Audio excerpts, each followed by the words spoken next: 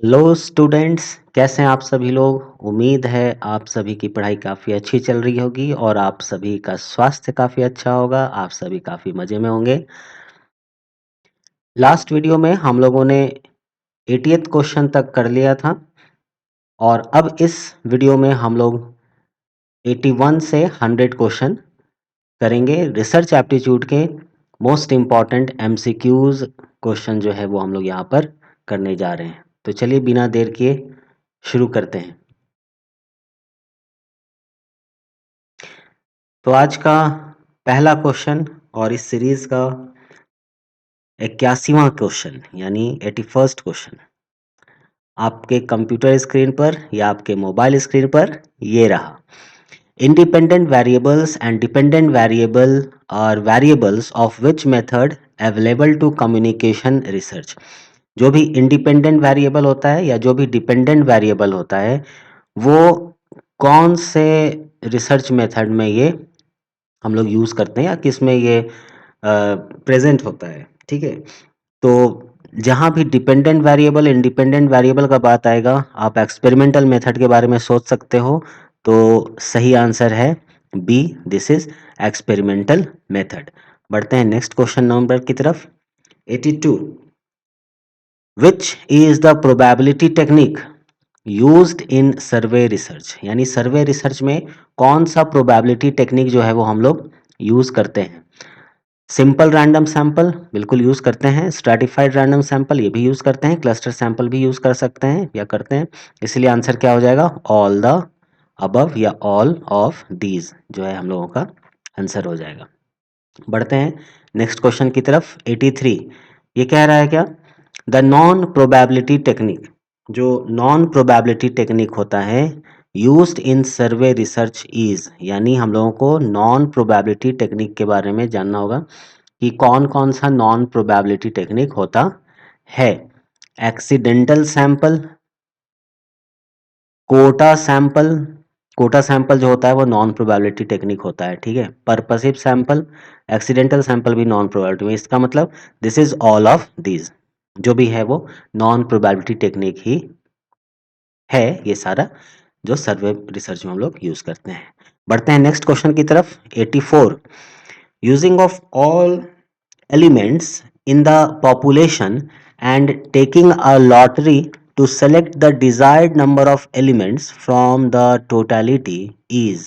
क्या कह रहा है, using of all elements in the population, किसी एक पॉपुलेशन में अगर सारे एलिमेंट को हम लोग यूज कर लें, and taking a lottery to select the desired number, किसी एक पर्टिकुलर नंबर को सेलेक्ट करने के लिए अगर हम लोग लॉटरी को यूज कर रहे हैं, ठीक है, फ्रॉम द टोटलिटी इज, उसको हम लोग क्या कहेंगे, simple random sampling, stratified random sampling, cluster sampling, none of the above. हम लोग इसको सिंपल रैंडम सैम्पलिंग कहते हैं। तो आंसर क्या हो जाएगा, ए।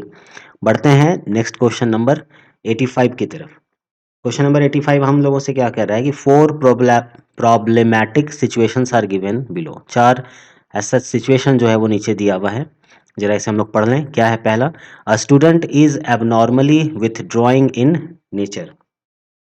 ठीक है, a student is abnormally withdrawing in nature. अच्छा, सेकंड क्या है, अ considerable number of students always score low in your subject. Considerable number of students always score लो, आपके सब्जेक्ट में हमेशा ये लो स्कोर ही करते हैं। Students of your class are found to create disturbance in the class of a particular teacher. Particular teacher के class में कुछ पर्टिकुलर स्टूडेंट जो है वो हमेशा डिस्टर्बेंस करते हैं।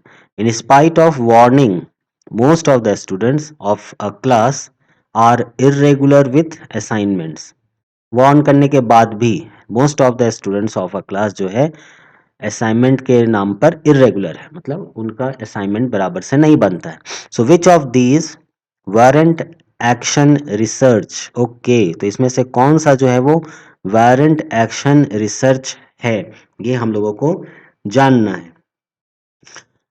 तो देखो वारंट एक्शन रिसर्च क्या होगा, एक बार फिर से देखें। A student is abnormally with drawing in nature, warrant action research ये नहीं हुआ। अ considerable number of students always score low in your subject. Students of your class are found to create disturbances in the class of a particular teacher in spite of warning most of the students। यानी warning तो किया गया है ना, फिर भी irregular assignment उनका submit होता है। तो ये हम लोग एक मान सकते हैं कि this is warrant action research है, यानी 4 नंबर तो है। अब देखें जरा ऑल द 4, ये तो ऑप्शन बिल्कुल नहीं होगा क्योंकि नंबर 1 तो ऐसे भी नहीं है। इसमें नंबर 1 दिया हुआ है यानी ये ऑप्शन भी हमारा गलत हो जाएगा। ठीक है, बच गया सी और डी। तो नंबर 4 कहाँ दिया हुआ है? इसमें ही दिया है, इसका मतलब हमारा करेक्ट आंसर क्या हो जाएगा? डी हो जाएगा। ठीक है, यानी करेक्ट आंसर इज डी। और इसमें 2 भी है दिया हुआ, यानी कि सेकंड वाला जो स्टेटमेंट है कि a considerable number of students always score low in your subject, always low score ही कर रहे हैं, तो ये भी एक तरह का क्या है? वारंट एक्शन रिसर्च ही है ना। क्योंकि ये देखा जा रहा है ना कि हमेशा इस लो ही स्कोर कर रहे हैं, कंसिडरेबल नंबर ऑफ स्टूडेंट। ठीक है, तो इसलिए ये जो है एक तरह का स्टडी हुआ और ये वारंट एक्शन रिसर्च में आया। बढ़ते हैं नेक्स्ट क्वेश्चन की तरफ। Question number 86। The per capita income of India from 1950 to 1990 is 4 times. This study is 1950 से लेकर के 1990 तक जो पर कैपिटा इनकम है इंडिया का वो 4 टाइम्स है। ठीक है, या हुआ है ऐसा कुछ। तो ये किस तरह का स्टडी है? क्या ये सोशल स्टडी है? नहीं, इसे हम लोग सोशल स्टडी नहीं कह सकते। क्या ये फैक्टोरियल स्टडी है? हॉरिजॉन्टल स्टडी है? नहीं, ये लॉन्गिट्यूडनल स्टडी में आता है। ठीक है, सो करेक्ट आंसर क्या हो गया? सी, दिस इज लॉन्गिट्यूडनल स्टडी। बढ़ते हैं नेक्स्ट क्वेश्चन नंबर 87 की तरफ। ये है in order to augment the accuracy of the study. Accuracy of study को ऑगमेंट अगर करना है तो a researcher should be honest and unbiased. बात तो सही है भाई, ऑनेस्ट होना चाहिए, अनबाइस्ड भी होना चाहिए, तभी आप कोई भी स्टडी कितना एक्यूरेट है नहीं उस पर आप ऑगमेंटेशन कर सकते हैं। तो ये बात तो सही है। Should increase the size of the sample, बिल्कुल सही बात है। जितना ज़्यादा हम लोग सैंपल के साइज को इंक्रीज करेंगे हम लोगों का एक्यूरेसी लेवल उतना ज़्यादा इंक्रीज हो जाएगा। Should keep the variance high, variance high रखने पर भी हमारा एक्यूरेसी लेवल जो होता है वो इंक्रीज करता है, इनहांस करता है। इसलिए करेक्ट आंसर क्या हो जाएगा स्टूडेंट्स? All of these. ठीक है, तो ये हमारा सही आंसर है। बढ़ते हैं नेक्स्ट क्वेश्चन नंबर 88 की तरफ। ये है hypothesis can not be stated in. कोई भी जो हाइपोथेसिस है वो हम लोग स्टेट नहीं कर सकते हैं। ठीक है, in declarative terms, cannot be stated in null and question form terms। तो null and question form terms में तो hypothesis को state करते ही हैं, तो ये ऑप्शन तो नहीं होगा। cannot be stated in general terms and cannot be stated in directional terms। ठीक है, declarative terms में भी हम लोग cannot be stated in declarative terms। Okay, तो hypothesis cannot be stated in null and question form terms तो बिल्कुल नहीं होगा। अब आ जाते हैं डिक्लेरेटिव टर्म, जनरल टर्म और डायरेक्शनल टर्म क्या है। तो कोई भी हाइपोथेसिस जो होता है ना, उसको काफी ये समझें कि हाइपोथेसिस को स्पेसिफिक होना चाहिए। ठीक है, और क्या होना चाहिए? इसको टेस्टेबल होना चाहिए। यानी कोई भी हाइपोथेसिस जब हम लोग फॉर्मुलेट करते हैं, बनाते हैं, तो अगर वो टेस्टेबल ही नहीं होगा तो फिर हाइपोथेसिस का मतलब क्या हुआ? और अगर स्पेसिफिक नहीं हुआ तो फिर उसका मतलब क्या हुआ? तो कोई भी hypothesis it should be specific and testable. ठीक है, इसका मतलब ये हुआ कि अगर ये स्पेसिफिक है और अगर ये टेस्टेबल है तो इसको डिक्लेरेटिव भी होना चाहिए, है ना। डिक्लेरेटिव होना चाहिए, डिक्लेरेटिव होना चाहिए, और टेस्टेबल अगर है तो इसको डायरेक्शनल भी होना चाहिए। डायरेक्शनल का मतलब ये हो गया कि एक पर्टिकुलर डायरेक्शन में हम इसको ले जा सकते हैं। जैसे टेस्ट लगाए तो एक पर्टिकुलर डायरेक्शन में हम लोग आगे बढ़े ना, है ना? तो इसलिए इसको डायरेक्शनल भी होना चाहिए, और अगर ये स्पेसिफिक है, यानी जो भी टॉपिक हम लोग लिए हैं या जो भी प्रॉब्लम हम लोग लिए हैं, उस प्रॉब्लम के अकॉर्डिंगली हमने हाइपोथेसिस को डिज़ाइन किया है, तो ये स्पेसिफिक है, और अगर ये स्पेसिफिक है तो ये डिक्लेरेटिव भी होगा, है ना? डिक्लेरेटिव का मतलब होता है, अगर हिंदी में बात करें इसके वर्ड को, तो ये होता है कथनात्मक, ठीक है? कथनात्मक, यानी जो भी हाइपोथेसिस है, वो एक कथन के रूप में, एक डिक्लेरेशन के रूप में हम लोग प्रस्तुत करते हैं या हम लोग प्रेजेंट करते हैं। और डायरेक्शनल का मतलब होता है दिशानात्मक, ठीक है? या दिशात्मक, मतलब उसकी एक प्रॉपर दिशा होनी चाहिए। ऐसा नहीं कि ना हाथ है ना पाँव है, कुछ इधर से उधर चले जा रहा है, कोई मतलब ही नहीं है, ऐसा नहीं है। एक पर्टिकुलर डायरेक्शन उसका होना चाहिए, एक हाइपोथेसिस का, ठीक है? अदरवाइज हाइपोथेसिस का या तो आपका डिजाइनिंग सही नहीं हुआ या आपका हाइपोथेसिस ही सही नहीं है। और अगर हाइपोथेसिस ही सही नहीं है तो फर्दर हाइपोथेसिस को टेस्ट कैसे करेंगे, है ना? टेस्टेबल का मतलब ये भी होता है कि हम लोग जो स्टैटिस्टिकल टूल्स लगा करके, है ना, इसको टेस्ट करते हैं, है ना, नल हाइपोथेसिस को या टेस्ट हाइपोथेसिस को, तो वो चीज़ें होनी चाहिए। तो इसका मतलब है कि डिक्लेरेटिव टर्म तो रहेगा ही रहेगा, ठीक है? नल एंड क्वेश्चन फॉर्म भी रहेगा ही रहेगा, ठीक है? और डायरेक्शनल टर्म भी इसमें रहेगा ही रहेगा, इसमें भी कोई दिक्कत नहीं है। लेकिन जो जनरल टर्म है ना, hypothesis can not be stated in general term. एक सामान्य रूप से, जनरल टर्म का मतलब हो गया क्या? सामान्य रूप से, ठीक है?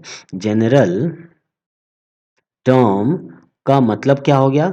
आप सामान्य रूप से इसको प्रस्तुत कर रहे हैं, यानी सामान्य रूप से हाइपोथेसिस को आप प्रेजेंट कर रहे हैं। तो स्पष्टता नहीं होगी ना अगर सामान्य रूप से करेंगे तो स्पष्टता नहीं होगी, तो ये क्या हो जाएगा? अस्पष्ट रहेगा, अस्पष्ट रहेगा। अस्पष्ट का मतलब हो गया कि बहुत ज़्यादा क्लियर नहीं होगा। इसका मतलब हुआ कि क्लियरिटी जो होगा वो हम लोग को देखने को नहीं मिलेगा। इसीलिए hypothesis can not be stated in general term. तो हम लोगों का जो करेक्ट आंसर होगा स्टूडेंट्स, हम लोग का जो करेक्ट आंसर होगा फ्रेंड्स, वो सब क्या होगा?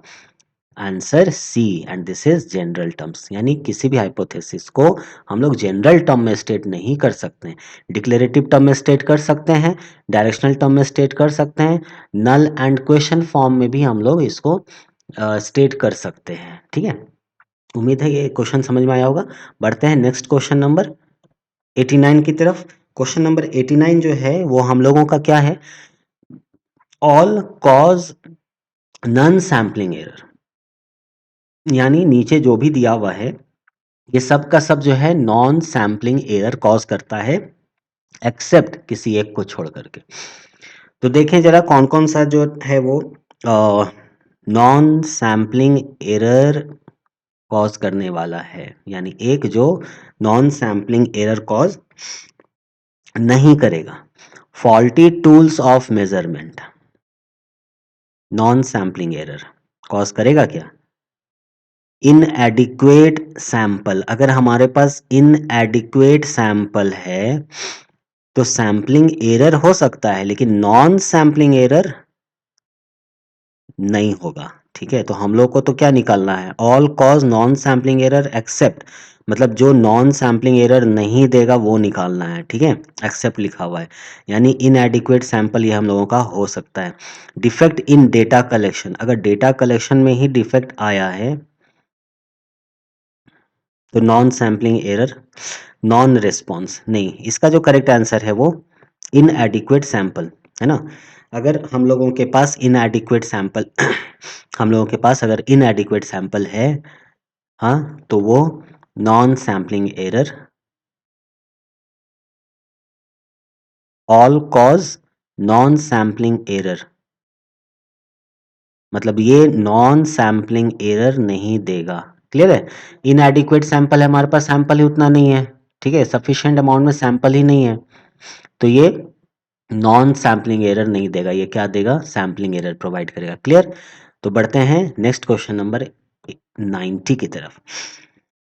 ओके, सो क्वेश्चन नंबर 90 जो है वो क्या कह रहा है कि फॉर डूइंग एक्सटर्नल क्रिटिसिज्म मतलब for establishing the authenticity of data, for establishing the authenticity of data मतलब जो भी डेटा कलेक्ट किया गया है या जो भी डेटा आपने लिया है वो कितना ज़्यादा ऑथेंटिक है, अगर इस चीज़ को इस्टेब्लिश करना है तो रिसर्चर मस्ट वेरीफाई, रिसर्चर को क्या क्या वेरीफाई करना चाहिए या क्या पक्के से वेरीफाई करना चाहिए।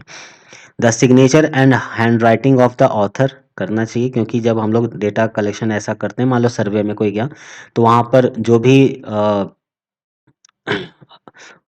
सर्वेयर है या जिसने भी उसको कलेक्ट किया है या जो भी ऑथर है, ठीक है, या रिसर्चर जो है उसका सिग्नेचर होना ज़रूरी होता है और उसने अपने हैंड राइटिंग में उसे फिल किया है या नहीं किया है ये भी देखना ज़रूरी होता है। तो सिग्नेचर और हैंड राइटिंग इंपॉर्टेंट चीज़ है। The paper and ink used in that period which is under study, जैसे मान लो कि आज से 40 साल पहले कोई स्टडी हुआ है, ऐसा कोई कह रहा है, उसने एक ऐसा पेपर प्रेजेंट किया और उसमें उसने लिखा है कि ये जो रिसर्चर हैं एक्स वाई जेड, इन्होंने जो भी यहाँ चीज़ें लिखी है ये 40 साल पहले, है ना, 40 ईयर अगो का ये पेपर है। अगर आप इसके इंक को टेस्ट करते हो और आप ये पाते हो कि ये जो इंक का क्वालिटी है ना, ये इंक का क्वालिटी तो 40 साल पहले था ही नहीं, ये तो 10 साल पहले आया है, 10 ईयर अगो आया है। तो जब 10 साल पहले ही ये आया है प्रचलन में ये इंक, तो 40 साल पहले ये कैसे लिख देगा, राइट? तो इसीलिए the paper and ink used in that period which is under study, ये जरूरी होता है। जब भी जमीन उमीन का पेपर होता है ना, इसमें हम लोग क्वालिटी ऑफ पेपर देखते हैं। कुछ ऐसे सर्टिफिकेट्स होते हैं जो उस समय दिए जाते थे, तो उसका वो समय का जो पेपर होता था वो कुछ अलग तरह का होता था। अब जो पेपर दिया जाता है वो कुछ अलग तरह का होता है। उस समय का जो इंक होता था वो भी अलग तरह का होता था, अब जो इंक होता है वो कुछ अलग तरह का होता है, ठीक है? तो ये चीज़ें देखी जाती हैं, ठीक है? तो ये भी बात सही है, a researcher must verify paper and ink. Style of prose writing of that period, उस समय का जो भी लिखने का स्टाइल है ना, जैसे जमीन के ही हिसाब से आप देख लो कि जो जमीन की नापी उपी होता है उसको हम लोग बोलते हैं अमीन, है ना? आप कभी ना कभी इस चीज को सुना होगा, है ना, कि जमीन लेने जा रहे हैं या उतना कोई जमीन खरीदने जा रहे हैं तो अमीन से नपवा लो वो जमीन, ऐसा कुछ लोग कहते हैं, ठीक है? तो style of prose writing of that period, उस समय का कैसा राइटिंग होता था, किस लैंग्वेज में लोग लिखते थे, तो ये अमीन लोग जानते हैं, है ना? तो अगर उनको पेपर के साथ कुछ सच करना रहता है तो वो उसी तरह से लिखते हैं ताकि ये पता चल जाए कि हमारा पेपर भी वैसा वो लोग रखते हैं अपने पास, है ना? तो ये चीज़ें होती हैं। खैर इस पे ज़्यादा बातें नहीं करेंगे। तो हम लोगों को तो इस क्वेश्चन को सॉल्व करना है। तो इस क्वेश्चन पर आते हैं, क्या कह रहा था ये कि फॉर डूइंग एक्सटर्नल क्रिटिसिज्म मतलब establishing the authenticity of data, आपका डेटा कितना ऑथेंटिक है, तो रिसर्चर को क्या वेरीफाई करना चाहिए, सिग्नेचर और हैंडराइटिंग बिल्कुल करना चाहिए, इंक और पेपर करना चाहिए बिल्कुल, and style of prose writing of that period ये भी करना चाहिए। यानी हम लोगों का जो सही आंसर है स्टूडेंट्स वो क्या हो जाएगा, ऑल ऑफ द अबव, ठीक है? आगे बढ़ते हैं, अधिक समय ना लेते हुए आगे बढ़ते हैं क्वेश्चन नंबर 91 की तरफ। ये कह रहा है a statistical measure based upon the entire population, यानी इंटायर पॉपुलेशन की बात हो रही है, इज कॉल्ड पैरामीटर्स, अच्छी बात है। While measure based upon a sample is known as, यानी कि अगर हम लोग पूरे पॉपुलेशन को लेकर के कुछ स्टैटिस्टिकल मेजरमेंट कर रहे हैं तो वो हमारा पैरामीटर कहलाता है। लेकिन वहीं दूसरी तरफ अगर उस पॉपुलेशन में, मान लो ये पूरा का पूरा पॉपुलेशन है, इसमें अगर एक सैंपल को लेकर के हम लोग कुछ मेजरमेंट करेंगे ठीक है, इस सैंपल को लेके कुछ मेजरमेंट करेंगे तो ये हमारा क्या कहलाएगा, इन्फ्रेंस स्टैटिस्टिक्स सैंपल पैरामीटर, आसान सा चीज था ये, सैंपल पैरामीटर कहलाएगा, ठीक है? बढ़ते हैं नेक्स्ट क्वेश्चन की तरफ। 92, seeing a very big turn out it was reported that party x will win the election, ठीक है? इलेक्शन हो रहा है, मान लो कि उसमें देखा जा रहा है कि पार्टी एक्स जो है वो इलेक्शन जीतेगा, विल विन द इलेक्शन, जीतेगा। The conclusion was based on, अब ये जो कंक्लूजन है, ये कंक्लूजन किस तरह से निकाला गया या किस पर बेस्ड होता है, वॉज बेस्ड ऑन, किस पर आधारित है, ठीक है। बेस्ड ऑन का मतलब क्या हुआ, आधारित, तो ये किस पर आधारित है, यानी यहाँ हम लोगों को सैम्पलिंग टेक्निक की बातें हो रही हैं ना। तो क्या हम लोग रैंडम सैम्पलिंग करके इस चीज़ को बताएंगे, क्या क्लस्टर सैम्पलिंग करके ये बताएंगे कि पार्टी एक्स जीतने वाली है, पर्पसिव सैम्पलिंग करेंगे, सिस्टमैटिक सैम्पलिंग करेंगे, है ना। तो यहाँ पर हम लोग क्लस्टर सैम्पलिंग जो है वो परफॉर्म करते हैं और तभी हम लोग बता पाते हैं कि ये कौन सी पार्टी जीतेगी या कौन सी पार्टी नहीं जीतेगी, ठीक है। बढ़ते हैं नेक्स्ट क्वेश्चन की तरफ। 93 में क्या है, researcher divides his population into certain groups, अच्छी बात है, उनका जो भी पॉपुलेशन है उस पॉपुलेशन को कुछ पर्टिकुलर ग्रुप्स में उन्होंने डिवाइड कर दिया, मान लो, and fixes the size of the sample from each group, और इस ग्रुप में सैंपल साइज को भी इसने फिक्स कर दिया कि भाई इतना इतना सैंपल साइज हमें सपोज मानो लेना है, ठीक है। नाउ इट इज कॉल्ड, इसको हम लोग क्या कहते हैं, इसको हम लोग क्या कहते हैं, तो इसे हम लोग कोटा सैंपल कहते हैं क्या, स्ट्रैटिफाइड सैंपल नहीं कहते, क्लस्टर भी नहीं कहते, इसको हम लोग कोटा सैंपल कहते हैं। कि एक पर्टिकुलर पॉपुलेशन में जब हम लोग ग्रुपिंग कर देते हैं और ग्रुपिंग में फिर हम लोग सैंपल फिक्स कर देते हैं, यानी कोटा फिक्स कर देते हैं, this is called as quota sample, ठीक है। सो कोटा सैम्पलिंग, सैम्पलिंग पर एक पूरा वीडियो ही हम लोगों ने बनाया है, और ये जो सैम्पलिंग पर वीडियो है वो लेक्चर नंबर 8 या वीडियो नंबर 8, और मेथड ऑफ रिसर्च में जो सर्वे मेथड है वीडियो नंबर 16 या लेक्चर नंबर 16। आप डिटेल अगर जानना हो तो इस वीडियो को आप ज़रूर देखिएगा, है ना। इसमें काफ़ी डिटेल में हम लोगों ने सैंपल के बारे में, सैंपल कलेक्शन के बारे में या सैंपल डिज़ाइनिंग के बारे में हम लोगों ने स्टडी किया है, ठीक है। बढ़ते हैं नेक्स्ट क्वेश्चन नंबर 94 की तरफ। मल्टी स्टेज सैम्पलिंग, है ना, बार बार सैम्पलिंग से रिलेटेड ही क्वेश्चन आ रहा है।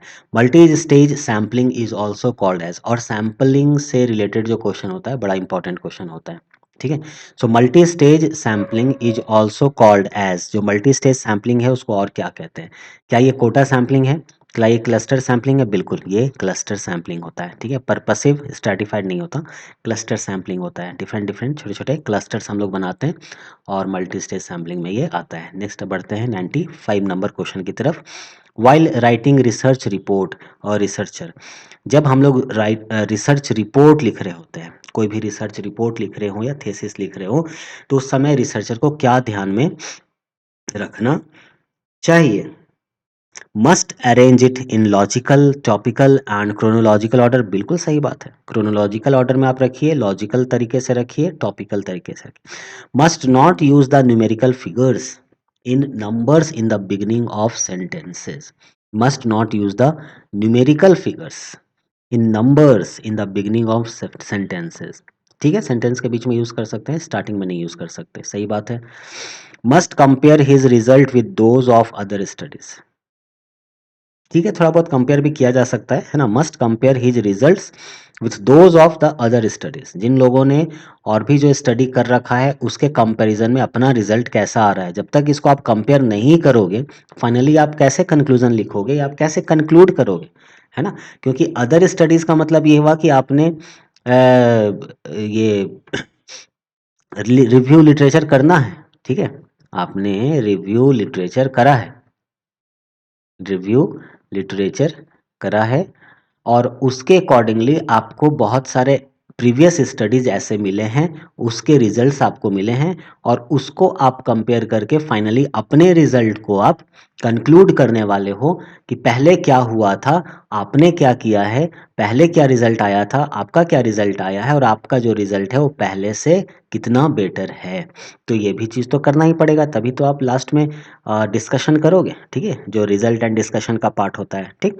तो इसीलिए सही आंसर क्या हो जाएगा students, all of the above, ठीक है। ये सारी चीज़ों को ध्यान में रखना पड़ेगा या रखना पड़ता है। बढ़ते हैं नेक्स्ट क्वेश्चन की तरफ। 96, generalized conclusion on the basis of a sample is technically known as। ठीक है, यानी कि जो भी on a basis of a sample, sample के बेसिस पर जब हम लोग जनरलाइज्ड कंक्लूजन ड्रॉ करते हैं तो इस चीज को हम लोग क्या कहते हैं? ठीक है, inference of external validity of the research, parameter inference, data analysis and interpretation, all of the above। देखो, जब हम लोग बेसिस ऑफ अ सैंपल यानी सैंपल के बेसिस में एक जनरलाइज्ड कंक्लूजन निकाल रहे होते हैं, है ना, तो क्या ये डेटा एनालिसिस कहलाएगा? आपने सैंपल लिया है, आपने अभी डेटा तो वहां से ड्रॉ किया ही नहीं है, तो इसलिए ये तो नहीं कहलाएगा, तो ऑल ऑफ द एबव भी नहीं होगा। इसका मतलब सही आंसर ये लगता है, statistical inference of external validity of the research. ये अपना सही आंसर है ए। ठीक है, बढ़ते हैं नेक्स्ट क्वेश्चन नंबर, ओके, 97। कोई दिक्कत नहीं, सही है ना? एक बार फिर से देख लें। Generalised conclusion on the basis of a sample, sample के बेसिस में जनरलाइज्ड कंक्लूजन अगर ड्रॉ किया जाए तो टेक्निकली इसको क्या कहेंगे? डेटा एनालिसिस एंड इंटरप्रिटेशन कहेंगे क्या? नहीं, नहीं, बिल्कुल सही है स्टूडेंट्स, बिल्कुल सही है, मुझे लगता है यही होगा, statistical inference of external validity of the research. 97, 97 में क्या है? Researcher are generally treated as identity symbol of a nation because, okay, foreign में ऐसा है, इंडिया में अभी बहुत ज़्यादा प्रचलित नहीं है, लोग अगर रिसर्चर को उतना वैल्यू नहीं देते, ये बात बिल्कुल सही है ना? एक डॉक्टर को बहुत वैल्यू देंगे। अब यहाँ पर मैं 2 मिनट आपका लूँगा कि कोई भी डॉक्टर जब दवा देते हैं हो सकता है इसमें बहुत लोग कुछ बोल भी दें, कमेंट भी कर दें, बट आप सोच के देखना कि जब एक डॉक्टर कोई भी एक मेडिसिन वो प्रोवाइड करते हैं या प्रेस्क्राइब करते हैं कोई भी मेडिसिन, तो क्या ये मेडिसिन इस डॉक्टर ने बनाया है? आप ये सोच के बताओ कि क्या ये मेडिसिन इस डॉक्टर ने बनाया है क्या? नहीं बनाया है ना? बहुत कम ही परसेंट ऐसा है कि कोई डॉक्टर खुद से मेडिसिन बना रहे हो, है ना?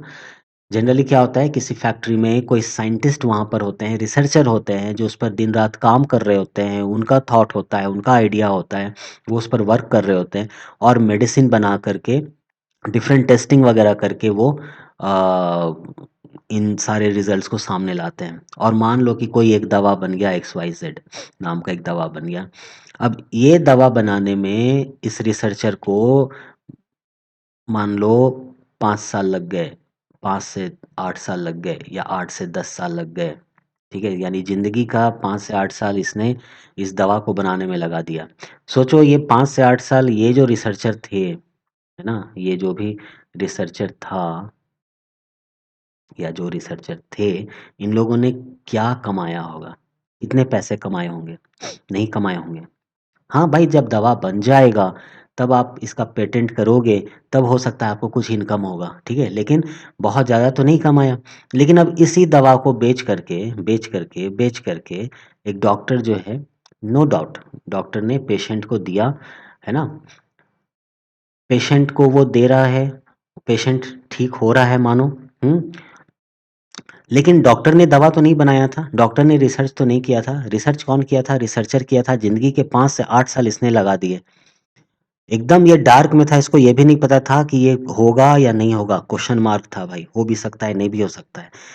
पहले से जो दवाएं यूज हो रही हैं उसके टक्कर में ये आ पाएगा कि नहीं आ पाएगा, ये भी क्वेश्चन मार्क था, हो भी सकता है, नहीं भी हो सकता है। ठीक है, ये भी हो सकता है कि रिसर्चर ने बहुत अच्छा दवा बनाया पर उसका बहुत ज़्यादा प्रचार प्रसार नहीं हो पा रहा है, लोगों तक वो नहीं पहुंच पा रहा है, लोग उसके बारे में नहीं जान रहे हैं, है ना, और जो थोड़ा कम पावर का दवा है उसका एडवर्टीजमेंट बहुत ज़्यादा हो जा रहा है और लोग उसको जान रहे हैं और लोग उसी को यूज़ कर रहे हैं, ये भी हो सकता है। लेकिन बात करें अगर डॉक्टर की, तो ये डॉक्टर ने दवा नहीं बनाया है, डॉक्टर तो जस्ट दवा दे रहा है, प्रेस्क्राइब कर रहा है। और सोचो ये एक पेशेंट से मान के चलो 500 रुपया का चार्ज करता है। ऐसे बहुत सारे डॉक्टर 700 रुपये, 1200 रुपये, 1500 रुपये भी चार्ज करते हैं। और कुछ डॉक्टर जो होते हैं वो 100 रुपये, 200 रुपये भी, बट अब 100-200 का तो जमाना नहीं रहा। 500 रुपये आजकल हर डॉक्टर चार्ज करते हैं एक पेशेंट पर। ₹500, ठीक है?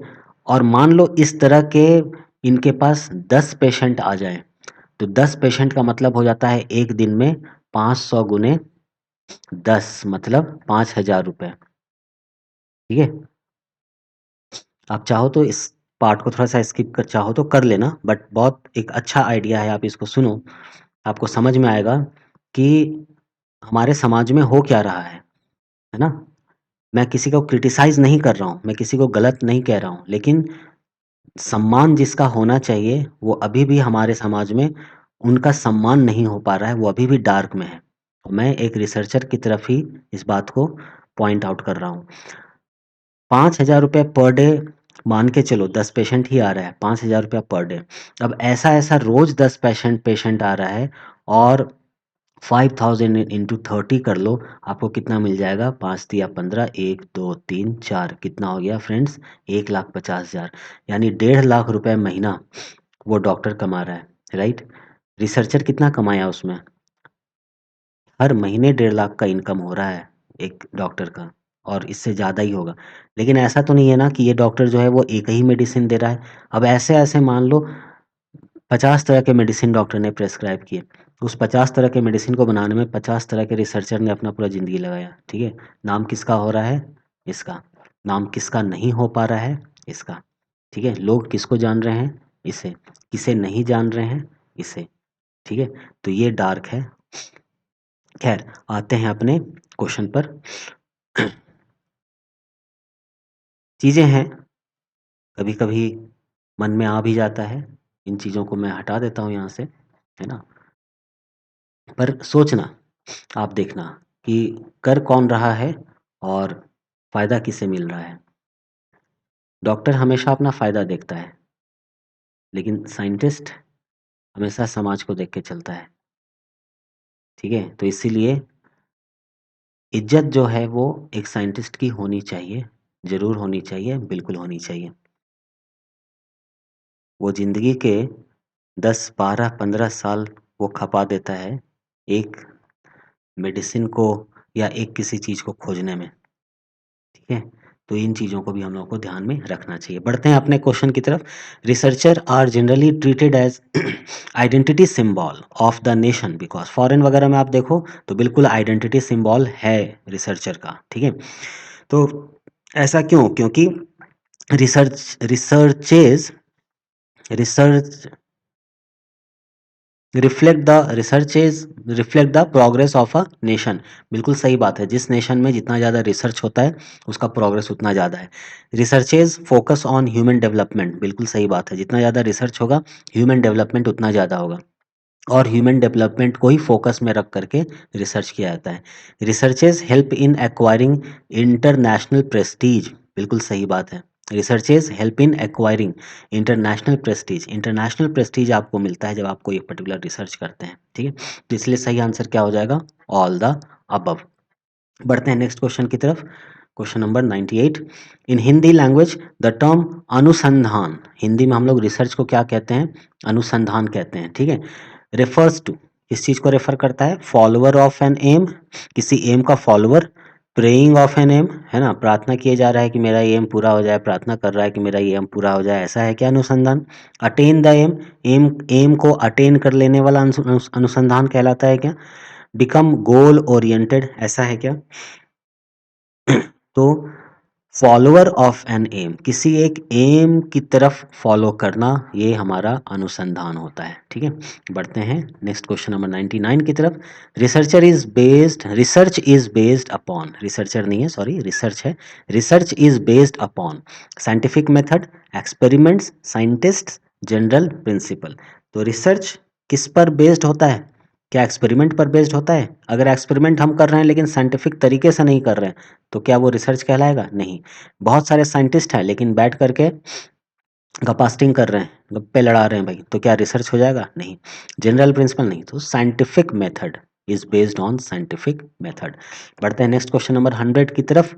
The main condition which should be followed by research is, main condition जिस चीज को फॉलो करना चाहिए बाय रिसर्च, रिसर्च के द्वारा, वो क्या है? कौन सा मेन कंडीशन है? ऑनेस्ट एक्सप्लोरेशन, बिल्कुल सही बात है, ऑनेस्टी होना ही चाहिए, है ना?